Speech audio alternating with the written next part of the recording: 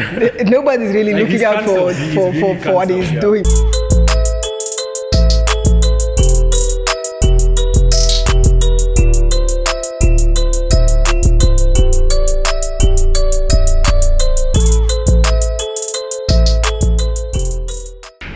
What's good, everybody? Welcome to Off the Record, a podcast / talk show that focuses on Namibian business entertainment. Today, I'm joined by two gentlemen and myself, Shona Ngava. Basically, what I call myself, or what I consider myself, is a music activist / entertainment industry activist. I like to talk about a lot of issues that are affecting the entertainment business in Namibia. Quite very well known in a few circles, and the two gentlemen that I have here are also very well known. To my right, Michael Kayunde. Michael, left, Vernon the Namapapi. Before we get into this show and before we delve into our first topic, I just want you guys to introduce yourselves. What do you do? What can you tell me about yourselves or us?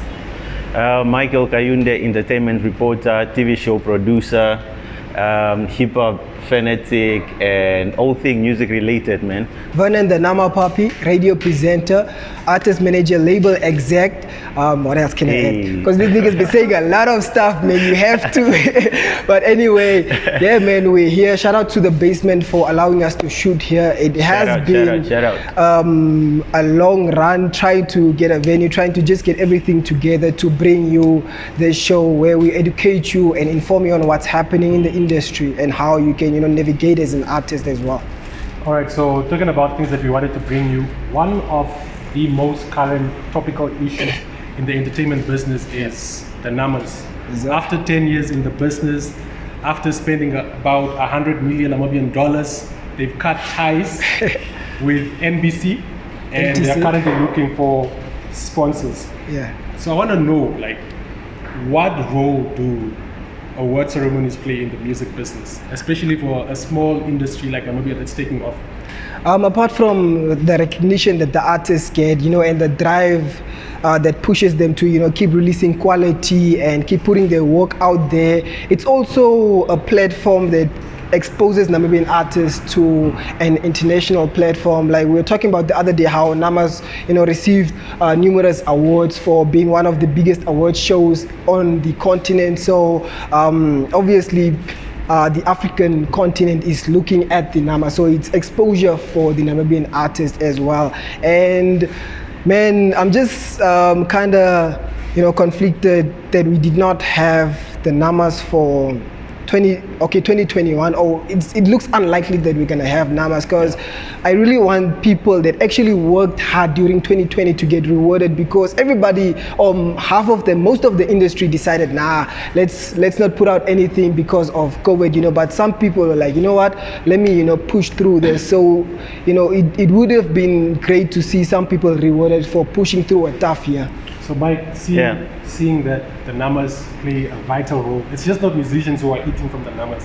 It's graphic designers, stage designers, makeup artists, and so many other people that benefit from the numbers. Who do you think is likely to take on as sponsors, and what are some of your best memories from the numbers, or what are some key elements that the numbers brought into the industry, impact-wise? Impact-wise, the numbers is a very big part of the entertainment space, the music space in the country. So it's so sad that, like Vernon mentioned, that it's so highly unlikely that we are going to have that award show this year. And for me, it's hard to say who I think is going to take over from the perspective of the brand or the corporate company that is going to take over the awards as the anchor sponsors. But I do feel like companies like NBL would be perfect to be behind such a thing, because it's alcohol and entertainment, they actually go hand in hand, and so I would like such a company to come on board, because I know they would really take the awards from where MTC left to the next level, and in terms of impact, because a lot of people just like to look at it as only artists are the ones that are affected, but the numbers, like you mentioned, a lot of people actually work, in that Around circle, the you know, world, your makeup artists, stylists, dancers, and stuff like that.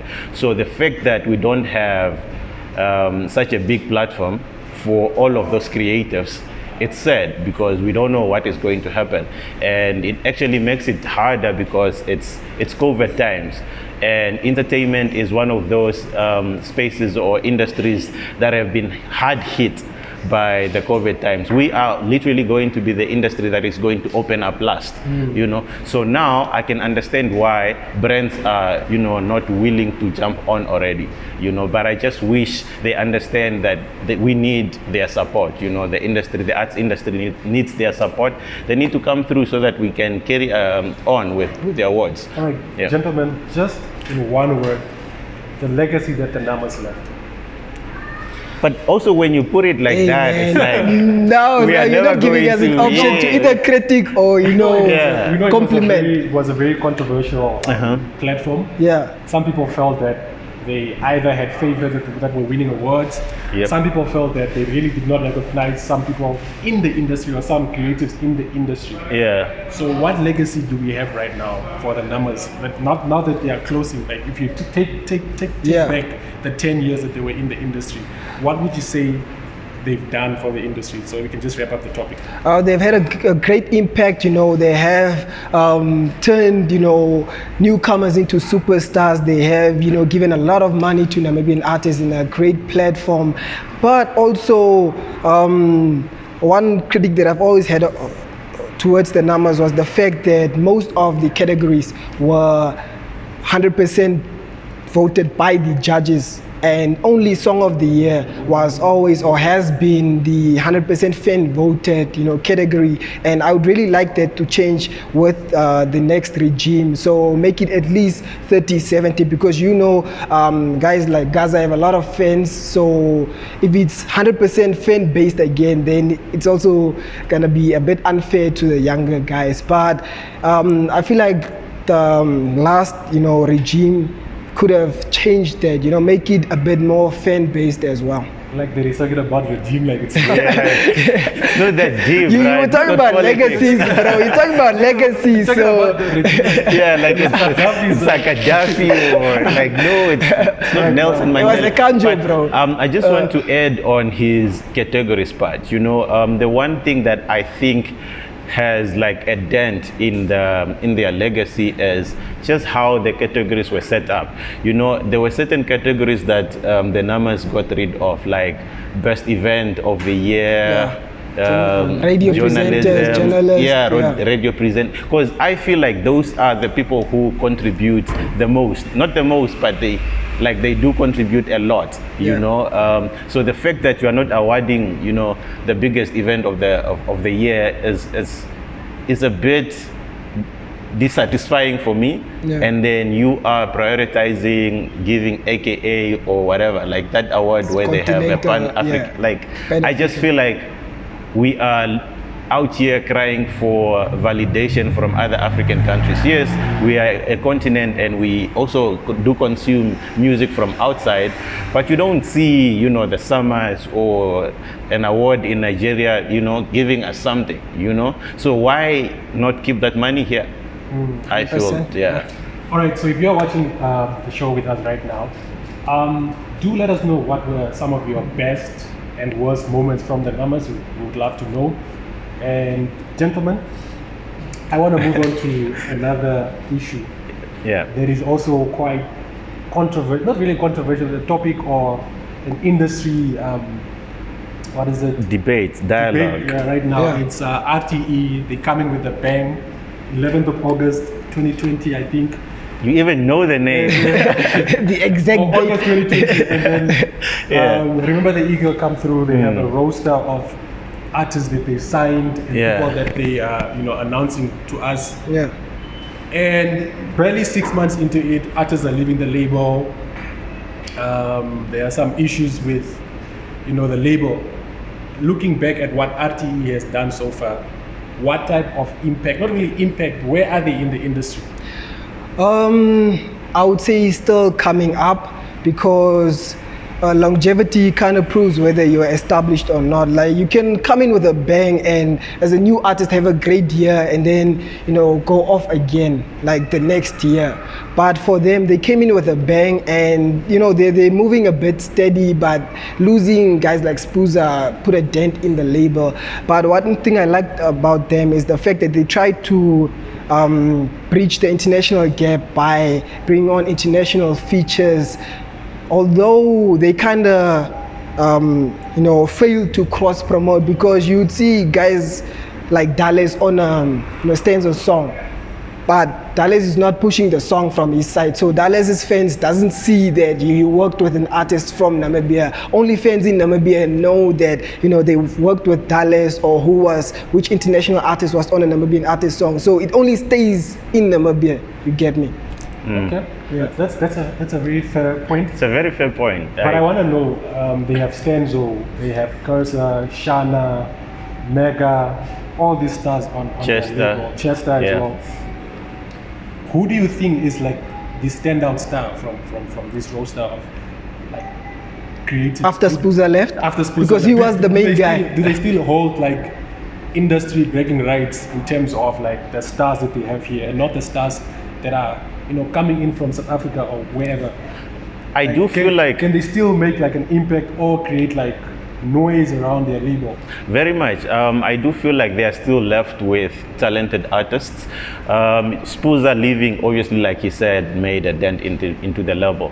But, people like Chester, how that I Know song was doing, last year, killing things out there on the streets. Mega, Shana. Shana, I still need to hear more of her stuff, but it's easier to sell those people already, you know? So I do feel like I like what they're doing. I like the contribution they are making to the industry. However, I would like to see them. I recently learned that they signed a new, not so well-known artist. So I want to see them, take that artist and then turn them into a household name. Because the people that they have right now, some of them may not necessarily be household names, but we know them already, So that means it's like less work into promoting those people so that a lot of people know them. But taking someone who is not known and turning them into a superstar, I feel like that is going to make them give them more credibility, and on some, you guys are not just popping because you are already signing artists that are or that have been doing something with their brands already, So I really just want them to take a nobody and turn them into a star, because the people that they have now already, we know. Just to add on to that, as a label exec, artist development is important for me and where I'm at as well. And I just want to see how they will also develop the people that are already established. Like, what else can they bring out of these artists, these big name artists that they've already signed? So I'm really looking forward to that. You're talking about big names, right?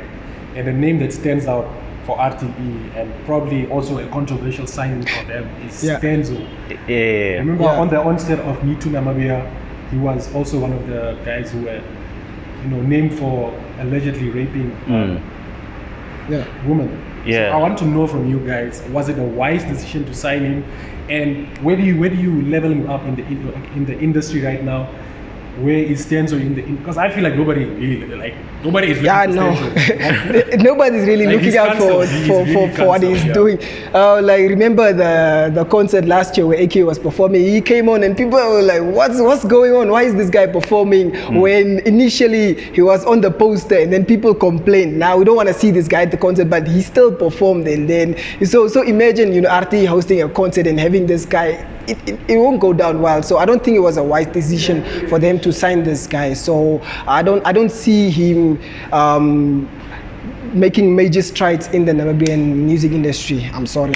All right. So if you are with us right now still, I want to know from you, do you think they've made an impact, or can they still make an impact in the industry? So let us know in the comment section. I feel like the one thing they've done for me that is proper is that they've brought like a bit of professionalism in terms of music licensing and all these things. There are artists, I think, get some money from their streams and stuff, which Yeah, a lot and of that is artists are important, struggling. especially in the times that we are living now. Yeah. We really need people who are at the forefront of making sure that they know what they're doing. They know that their artists are actually getting something from their streams, because everybody is pushing streams now. People are not going to physical events and stuff like that. So the fact that they want to do that the right way in terms of just getting the proper work stuff, professionally, it's a big plus for them. One thing that is missing right now is R&B artists, and the genre as it is is a dead genre in the country. But there are some artists that are trying to revive it. Clearly. What do you guys think is the problem with R&B? Like, is it a lack of originality? Is it there's no ingenuity? Like, what is pushing our audiences from like relating to the music? I've said this before and I'll say it again. R&B artists in Namibia are not consistent enough for me. There's no one R&B artist you can look at now and say, that guy has been pushing consistently for the last 2 years, releasing music, releasing visuals, trying to, get performances over the last 2 years.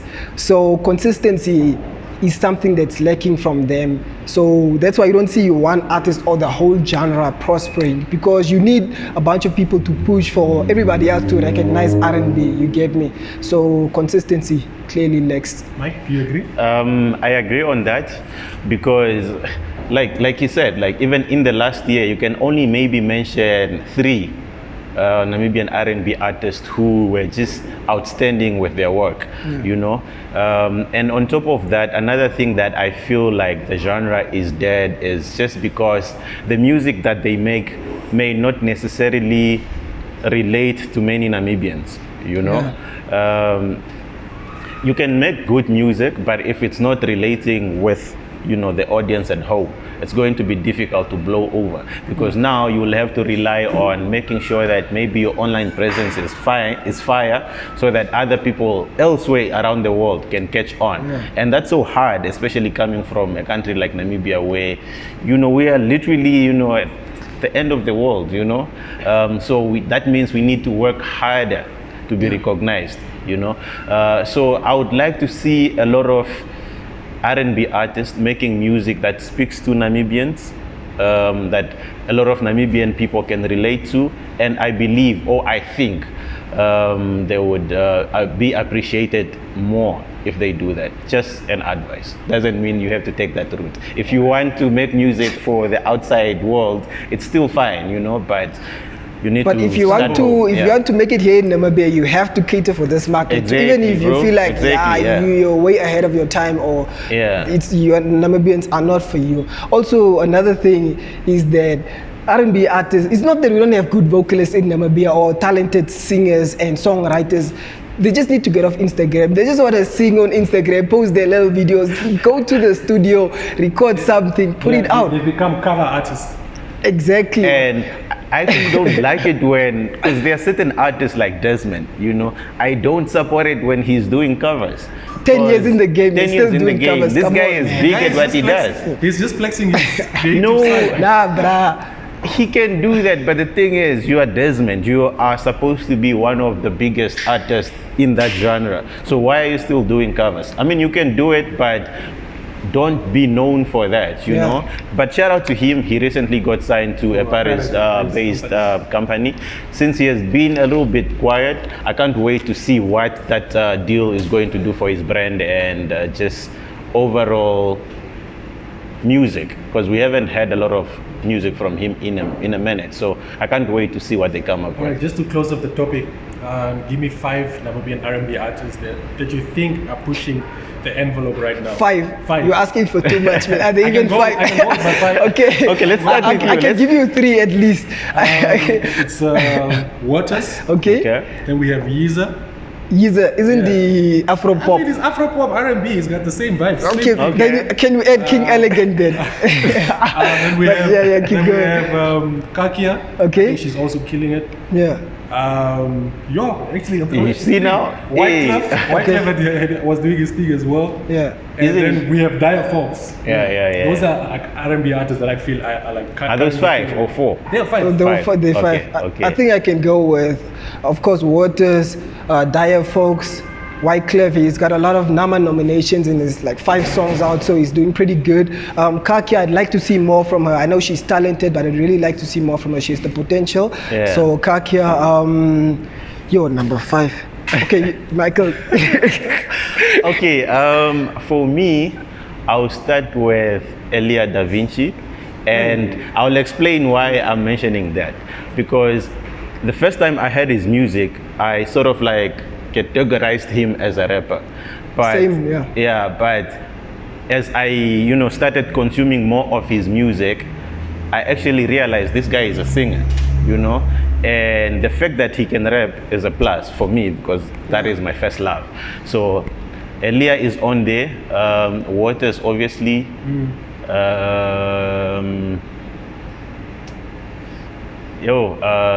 Desmond. Yeah, Desmond. Yeah, like We still put him on a list right now. He hasn't been really active in the industry for years. Let's not lie. Let's not lie to ourselves. no, but the thing is, like the guy is Yeah. coming out with new music, and the fact that he has been sort of a Might pioneer. as well add tequila to the list if we are talking about Desmond. Okay, now we're just They are reaching. from they are from 2 different eras, I think. Yeah, but because I like to appreciate music, as it ages and stuff like that. So you still find me listening to Desmond even in 2021. So he gotta make the cut. On top of that.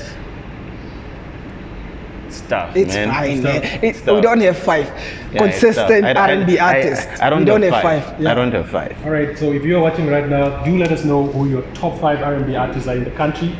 And fortunately, that's been off the record with myself, Shona Ngava, Michael. Kayunde. Vernon the Namapapi. And we'd like to thank our venue sponsor, that's the basement, for Basement. allowing us to shoot at their beautiful establishment. While we are at it, we are also asking and pleading with more corporates, to get in touch with us, talk to us, let us know what some of the topics are you'd like for us to discuss, and do let us know what you think of the show so far, first ever episode, and we'll catch you on more episodes to come on Off the Record. Thank you so much for watching. Until next time, peace out.